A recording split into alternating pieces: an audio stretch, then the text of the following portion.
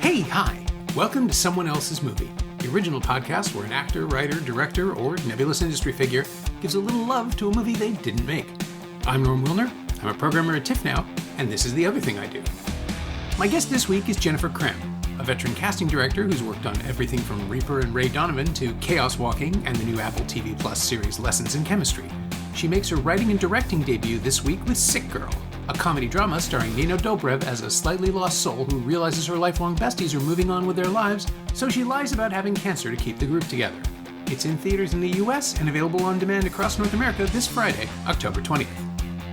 Jennifer picked Reality Bites, the 1994 comedy written by Helen Childress and directed by Ben Stiller that was marketed as a defining movie about Gen X, starring Winona Ryder as Lelena Pierce, a young woman freshly out of college trying to figure out what to do with her life, while her friends, played by Ethan Hawke, Janeane Garofalo, and Steve Zahn, struggle with the same transition. Michael, a television executive played by Stiller, offers Lelena a path to success and a stable relationship, which Hawke's character Troy insists would be selling out. But what does selling out mean when no one's giving you the chance to buy in? This is Someone Else's Movie. You know, I didn't give it a lot of thought. When I was asked, it was immediately the first thing that came to my head. I think it has. I think it's just a movie that meant a lot to me. I feel like when whatever you see in your formative years are kind of always those movies that stick with you forever. And I saw this when I was 15, and I feel like it for me, I know that it was a studio film, but for me at the time, it felt very indie. I didn't realize until later. It wasn't like any of the studio films I had experienced before. And it kind of eased me into this whole new world of films and introduced me to this, films that felt very adult, but also that I could relate to. And I think, it's just a movie. I rewatched it again last night, getting ready for this, and it's funny to see. Obviously there are a lot of flaws that you don't see. As far as mostly, I feel like with Troy, I was like, man, he's a real dick, which I didn't realize, when I was 15. But I still, I just think it's a really great movie about friendship and trying to figure out who you are in your early 20s, and it just has a really special place in my heart. Yeah, I was a little bit older. I think I would have been 23 when it came out, and the Tarantino thing had already started, and Clerks was just around the corner. It feels like it's right in the middle of that place where everything was possible, both in studio and in indie films, and it does feel like it's straddling the two in a weird way, even though it's as corporate as they come. It's a Universal picture, and it was originally commissioned by TriStar, and then it went into turnaround, and there's this whole thing behind it. But what I see now when I revisited it is, Jesus, everybody in this became somebody. Like, the casting is incredible, right? Which I suppose is another reason that maybe it's hung around with you. Yeah, it's funny. I mean, I feel like even at the time, they, at least Janeane Garofalo, Winona Ryder, Ethan Hawke, and Ben Stiller all felt very big to me. But I especially think it's interesting what Steve Zahn has, what his career has turned into since this movie.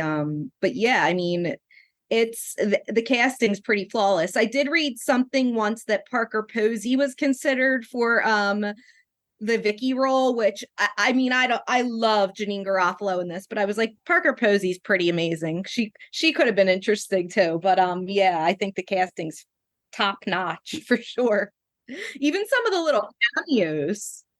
Oh yeah, it's wall to wall. And I guess part of that is Ben Stiller's reach as a showbiz kid, right? Like, he knew everybody. His mom's in it for like 30 seconds. Like a Lucky Charm. I think she shows up in the Walter Mitty film. Oh, right. I didn't see that, I have to admit, but it's an interesting. I'll fight for it. I think it was underrated for what he tried to do at the time, and I think as a director, that's his problem. That he identified himself so quickly as a comic engine with the Ben Stiller show and a parodist that when he tries to be sincere, or when he makes something sincere, rather, no one believes him. Right, and I think he's so seen as a comedic actor to people that they probably just assume that's what he's making. Yeah, and his biggest hits have been the broadest stuff, right? Tropic Thunder and Zoolander. But with Reality Bites, you genuinely got the sense, or at least I did at the time, that he's not on his own character's side. Like that was his way in. Apparently, Helen Childress talks about writing the script in a number of interviews.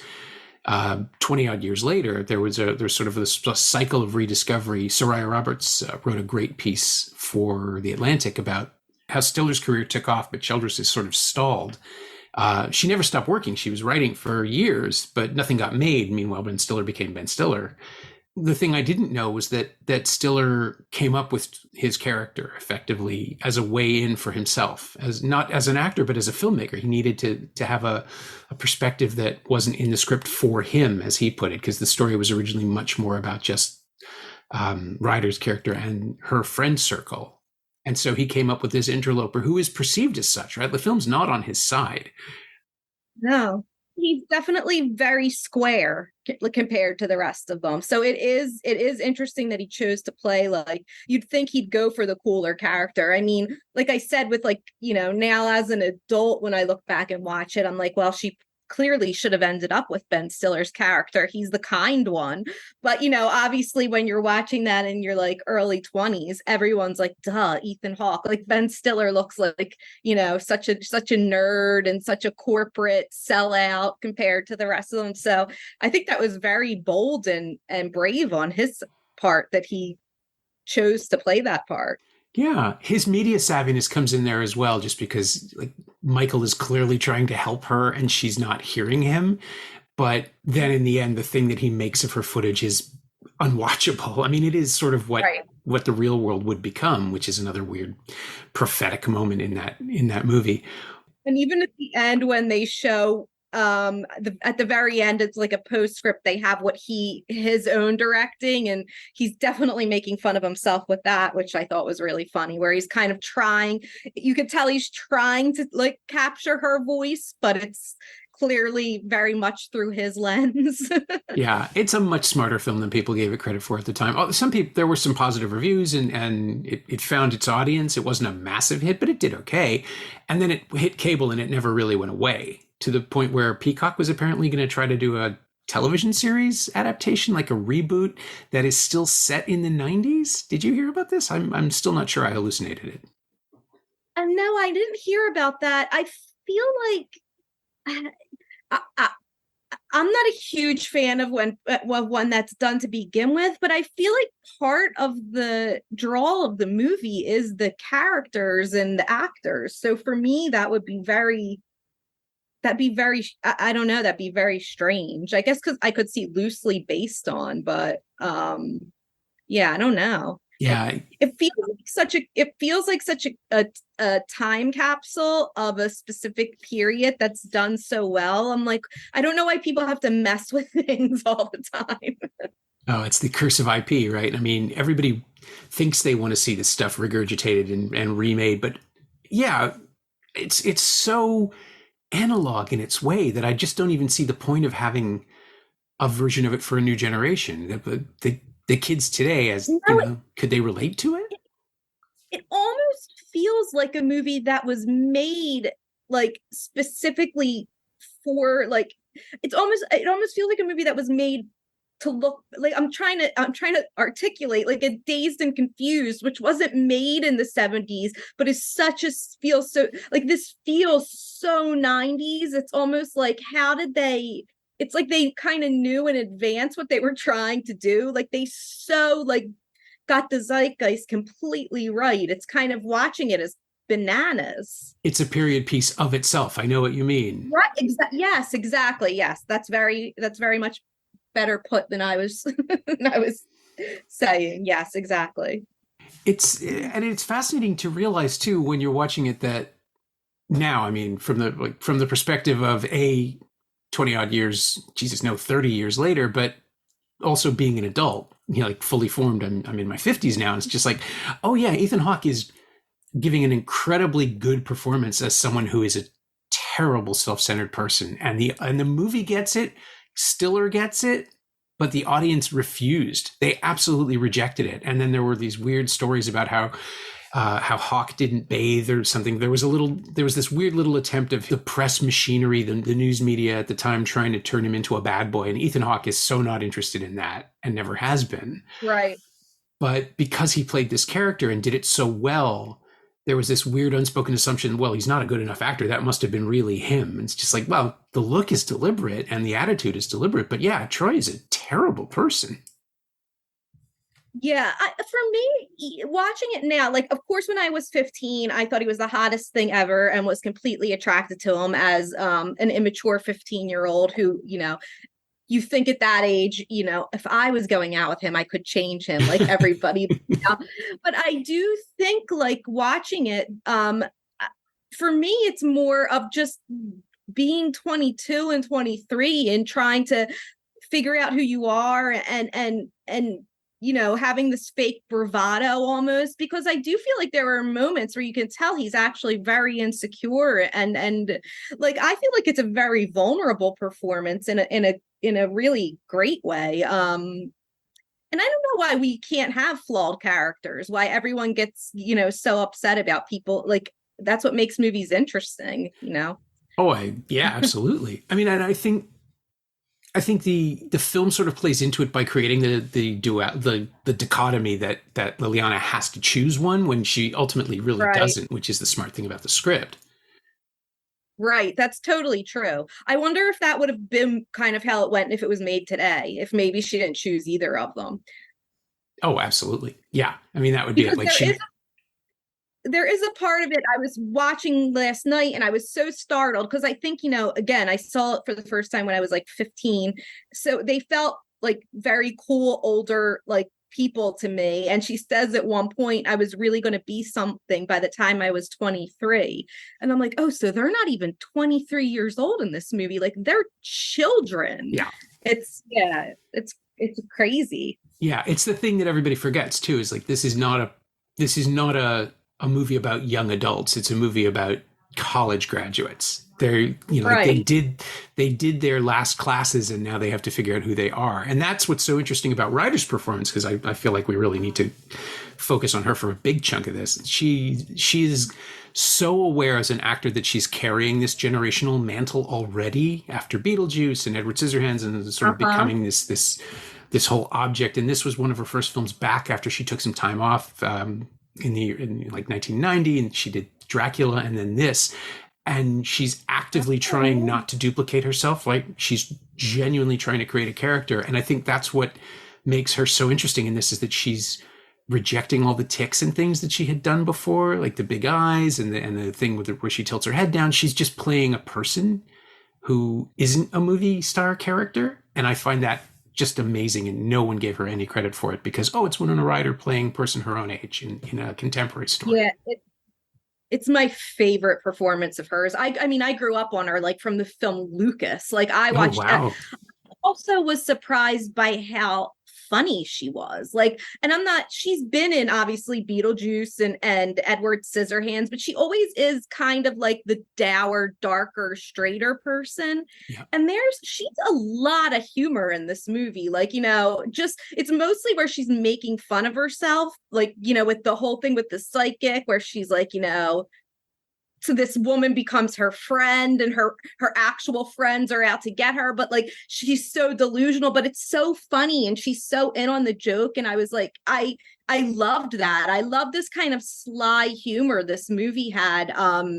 It was something so appealing to me that I don't think I had seen a lot of before, where it wasn't trying to spell it out to the audience. It was just, putting it out there. And I really thought, I had no idea she was that funny. Yeah, it just floats, doesn't it? Yeah, I keep thinking I wish she would do another comedy. Now that I'm like, after I was watching it, I was like, she really needs to do some more comedy. Where's she been? Yeah, it's funny. Obviously doing Stranger Things. But, yeah. And the later seasons of Stranger Things, she's almost playing comedy just because she knows there's nowhere else you can go with that material. Right. That's true. That's actually true. But it's sad that no one has given her the opportunity, right? Because otherwise you could just, like, it's a sideways comic performance. It's not overtly funny. No, not at all. but I mean, I thought it was really funny. I got a kick out of it. But yeah, I know. I think everything you're saying. I also think, she was so, as far as like the way she was perceived by the public at that time, which was like, she was dating a lot of rock stars, and she was kind of like, I feel like people probably didn't like, they were like, oh, she's again, like what you were saying about Ethan Hawke, she's probably just playing herself. Which, I don't think was the case at all. But I think when you are performing something that subtly, I think all of them, like Janeane Garofalo, Steve Zahn, they feel so authentic and real, and people like, that you could actually be friends with, that you're like, well, they must be playing themselves. It's that, the performances are so subtle and grounded and genuine. Yeah, there's a naturalism to all of it. And then the film itself is trying maybe a little too hard in post to jazz it up. But not that the soundtrack isn't great, because it's a terrific, again, a time capsule before anyone thought it was a time capsule. It's a snapshot of exactly what was going on. In the not singles sense, where, that film had bombed so badly that everybody thought nobody wanted another look at the kids, or another attempt to take the temperature of the American teen / 20-something culture. But it's just Is not. Is that what happened with that? Did it bomb really bad? Singles? Supposedly, that was the argument against it. It didn't do terribly well. The soundtrack was a much bigger hit than the movie, which is, like, again, just a deeply unfair way to assess any film's success. It's not about the money. It's a terrific little film. And weirdly enough, it's a mirror image. Like, it has the Tim Burton cameo that this one doesn't have. So, that thing, that Burton Ryder bond is still represented. But the weird thing about Singles is that it's only interested in the music because that's who Cameron Crowe is. And Reality Bites, the music is the wallpaper, and not in a bad way. It's just a constant presence in the lives of these characters. Yeah, in a way that, like, when it works, I think it really works. Though, like, I remember that All I Want Is You sequence. I mean, that was like the most romantic thing I'd ever seen in my life when I was 15. I was like, could you pick a better song? And oh my God, like, it totally was like mind-boggling to me. But and even a lot of the music I didn't know, being 15 and like growing up in the 90s, I didn't know, Tempted. I mean, I'm sure I had heard My Sharona, but it wasn't something I was super familiar with. So a lot of it to me was, and a lot of the jokes were like that too in the movie, like a lot of the 70s jokes. I didn't get those initially. I was like, what are they talking? What's a pepper? I didn't, stuff like that.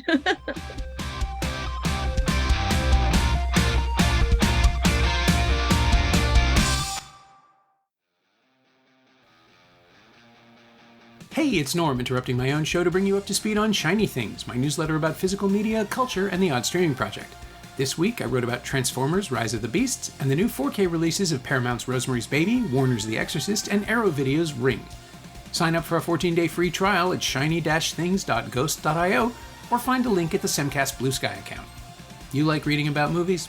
I like writing about them. Come check it out.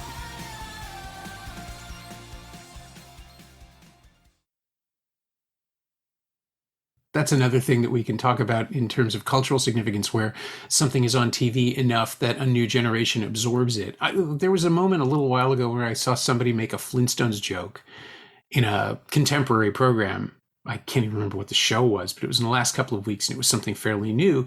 And I just thought, the Flintstones is from the 60s. Like, this is a 60-year-old reference in a weird way. And obviously, Flintstones never went away. Everybody remembers it vaguely. But there's bound to come a point where, like, this generation's not being raised on syndication. They won't understand half the stuff that's flying around. Yeah, it's true. It's totally true. And they looked at the movies with 70s references. Yeah. And which I loved the movie so much. I was kind of like trying to learn what they were, but I had no idea. Half of them I was like, what are they talking about? Like And yet I know people now who still use Ryder's line. Like, I couldn't tell you what irony is, but I know it when I see it. That's never gone away. That's become, I think that's probably the most quoted line in the whole picture. Oh, yeah, it's a good one. It's a good one. There are actually, I was thinking, Ethan Hawke at the end has this line where he says, I have a planet of regret sitting on my shoulders. And I was like, what a great line, man. Like, there are also a lot of he has a lot of very pretentious lines too, where you're like, all right, buddy, we get it. So it goes both ways with him. Yeah, which is a great version of that character, though. Again, like the fact that it doesn't let Troy off the hook, that he does say stupid, obnoxious things, and he is a little bit of a poser. I mean, he cares about his music, but in a selfish way, I think that the film allows you to see rather than lionizing him for it. And I think that is very real for people in their early 20s. Mm-hmm. Like, I think that, you're still the whole, all of the heart, like the day-to-day parts of being an adult that start to kind of, become a little tedious. They haven't completely hit you yet. It's all, you can still have all these ideals, not that you can at any age, but it's, everything's still, you're still kind of a baby in that way, where you can hold on to all your standards and ideals about the world and stuff like that. I sound very jaded. I'm actually not, but no, I know what you mean. And the idea too of having a tantrum when things don't go your way, which is kind of Troy also, in a way that none of the other characters is. And other people are constantly shown to be dealing with heavier stuff, right? I mean, there's the thing I had forgotten is just how seriously it takes HIV. Yes. And how mortally terrified characters are of it, because of course they would have been in 1993 when this was shot. Yes, it's very true. I also thought it was great how how they talked about homosexuality and like the fact that, but the way they handled Sammy's story, I also thought, especially when you're watching that as a kid in the 90s, where it makes something like that very real and accessible. And when you're still kind of getting your cues on how to live from pop culture and then the things you're watching, it's a really important message that they're kind of putting out there in the world and giving teenagers or young people. Yeah, and certainly the idea of a gay character worrying about how his conservative parents will see him hasn't lost any relevance in 30 years. No, it definitely holds up. Yeah. I mean, I think the movie in general holds up. There are a couple moments, I feel like you watch a lot of stuff now. You go back and watch, as much as I love John Hughes, there are a lot of John Hughes movies where you go back and watch them and you're like, oh boy. There were a couple moments here and there in this movie, but in general, I think it holds up pretty well, which is interesting as well. Yeah. And the larger media scape, right? The sense that television is changing, but no one knows what it is yet, which is still kind of happening now, even in the way that the latest iterations of, streaming and reality television have upended our own ideas. So it's one thing to arrive in a world that's ready for you, and it's another to realize that you have no idea what the world is going to do next, which is, I think, another thing that the film captures that is happening again now in the cycle 30 years later. I don't know if I've articulated that properly, but I think it made sense. No, I know what you mean. And I think that's really true. It's very interesting. Yeah. Yeah. I mean, it was a time right before I think things started moving very quickly with the internet. Yeah. There is like a little bit of a quaintness to that, which is kind of nice and interesting. Before cell phones and the internet and everything blew up, where you still feel like things were kind of being pieced together and there was like solid, you were listening to solid CDs and there wasn't, it wasn't all in the ether and stuff there that in a way that it is now. Yeah, that's it. It's a very analog film in a lot of ways that we take for granted now. Yeah, for sure. Where you just like, in her, when you see her driving in her car, she just had like CDs and tapes scattered everywhere. And, just like in a way that you just don't do anymore. I guess some people could. Well, and even the way that she ends up being a bit of a disruptor, running around with her gas card, with her father's gas card, to fund herself. That is so weirdly Silicon Valley-ish now. Like if someone could figure out how to do that collectively, I mean, maybe that is exactly what crypto is in a weird way. That is a very interesting point. I did not think of that. That is a very interesting point. She pulls it off until her dad catches her. Yeah, but it's a limited scam, right? She knows it can't last forever, which is the difference between her and the current situation. Everybody thinks they're just going to bank on it forever. And one more thing, the other thing I did not want to let go by, because I was stunned to see his name. Chivo shot this. Emmanuel Lubezki shot this movie. I was going to say one of the things he is the first.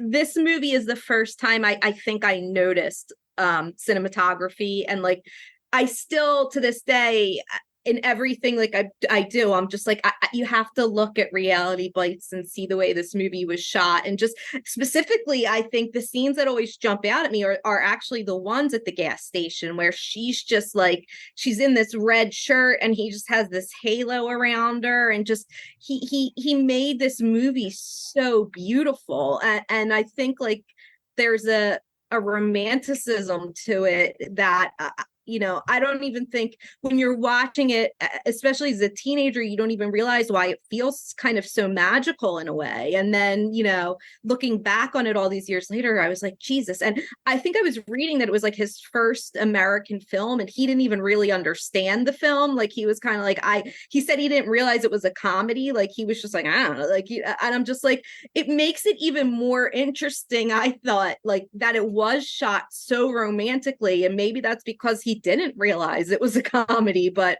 I mean, what a gorgeous movie. Like it's gorgeous. It is remarkable. It was actually his third US film, and I only know this because I'm a cinematography nerd. The first one was this absolutely forgotten kidney stealing thriller called The Harvest with Miguel Ferrer, which I saw on video way back then because I'm old and isn't bad. And then he made an kind of this ensemble anthology thing called $20, which no one remembers either, but had an amazing cast. Maybe they said it was his first American. It was probably his first studio picture, yeah. But it's like bizarre to look back. I was just sort of skimming the cast list yesterday and realizing, oh yeah, none of these people has won an Oscar, but oh look who has. And then it's like, oh no, he has 3 of them. I was going to say, he win them like back to back? Yeah, and good for him. Every like beautiful movie, you're like, oh yeah, shot that one. It's like Birdman, Gravity, everything is him. Yeah, I mean, it's such a beautiful film. Like there's so many shots in it that are just gorgeous.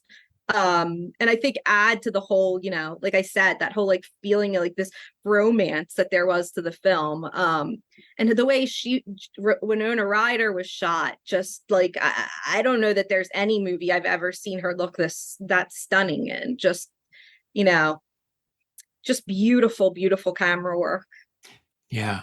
I mean, she was just, yeah, there's this inclination that she was like a porcelain doll. She has huge eyes and this pale skin, and all the period films she was in sort of play that up as well. But here, as you said earlier, she's just kind of playing herself, and she's radiant, and it's just like you see a comfortable human being. Yeah. Yeah. It's totally true. Yeah, I mean, I don't know if it was necessarily good for me because I looked nothing like that at 15. And I was like, well, that's clearly the ideal of what everyone needs to look like. But, that wasn't her fault. No, exactly. You can't blame her. Yeah. I know we have a limited window of time, and I didn't want to let Sick Girl get away, but I do want to kind of transition into the idea of casting, because this film has such a stacked, incredible cast. And then you clearly made sure with your first feature that you were going to make every single role pop as you go. So, I mean, was Reality Bites helpful in that way too? Was it instructional in terms of lining up a cast? What's funny? The thing that, and I've read a lot about, a lot of reviews and stuff on Reality Bites, and something that I don't think people have touched on that I realized when I was prepping Sick Girl was, I think the thing that really had the most impact on me in this movie is the friendships. the foursome, the friendship, the four of them, and the familiarity they had with each other, and the way they talk to each other, and the scene at the mini mart where they're dancing, and just I felt like I knew them and I was friends with them. And I said a lot when we were shooting Sick Girl to my DP. I was said, like, I really want the audience to feel like they're the fifth friend. And that I feel like was something I felt very like. Reality Bites felt like it was mine.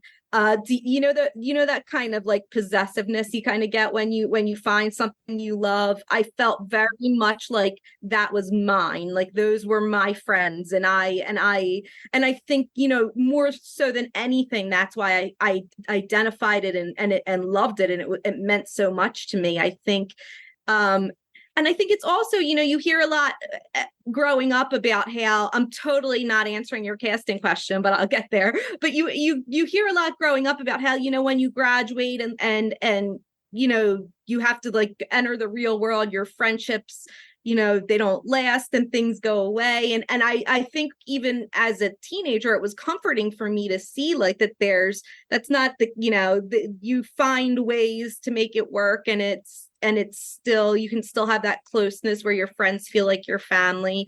I do think that changes a bit as you get older, but yeah, I think that had a huge impact on me, that just the relationship between the foursome, and how close they were.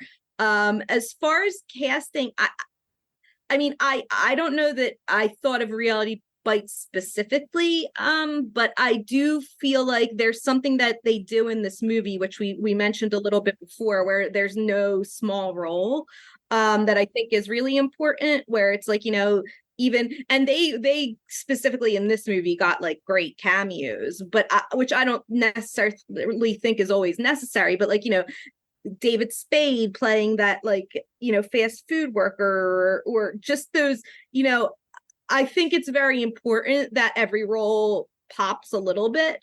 So I do, in everything I cast, even the things I'm not like directing and working on, I try and keep that in mind. And I also keep that in mind as a writer. There's no such thing as a small role. So I don't know. Yeah. Well, how do you cast for chemistry, I guess would be my question, which applies to Sick Girl and pretty much everything too. Like, how do you, when you're working individually with actors, casting them individually, sometimes off self-tapes and all of that, how do you figure out who goes well with whom? I don't know that I have an answer for that. I don't know that it's a feeling and it's an energy. And I don't know that it's something that I could say like, there are these specific things. I think what helps is trying to give the actors a chance to establish some sort of relationship, but so it doesn't feel so they have it feels a bit more authentic. But I don't know, I think that's something like one of those qualities that you just know it when you see it. It's tricky. I think it comes with experience. Mm-hmm. And it's not even like I'm always right. You still sometimes you mess up, but I don't know. That's a tough question to answer. Chemistry's more a feeling, I feel like, than anything else. My thanks to Jennifer Cram, whose first feature, Sick Girl, is in U.S. theaters and available on demand throughout North America this Friday, October 20th.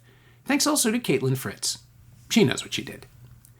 You can find Jennifer on Twitter at JenniePhila, JenniePhila, and you can find Reality Bites on Blu-ray and DVD from Universal Studios Home Entertainment and streaming on Starz in the US and available to rent or buy on various VOD services in North America. You can find me on Blue Sky at Norm Wilner, and you can find this podcast there at Semcast, S-E-M-Cast, and on the web at someoneelsesmovie.com. The first year of the show is still available for just $20 at payhip.com/Semcast. That's the first 52 episodes of Someone Else's Movie, 44 of which aren't currently available anywhere else. And check out my newsletter, Shiny Things, at shiny-things.ghost.io. I think you'll enjoy it. Our theme song is by The Last Year. If you like it, or the show in general, please say so. Leave a review wherever you've been listening. Every little bit helps, it truly does. And check out the other shows on the Frequency Podcast Network while you're doing that. Stay safe, watch movies, wear a mask if you go out, Get your booster when you can. I'll see you next week.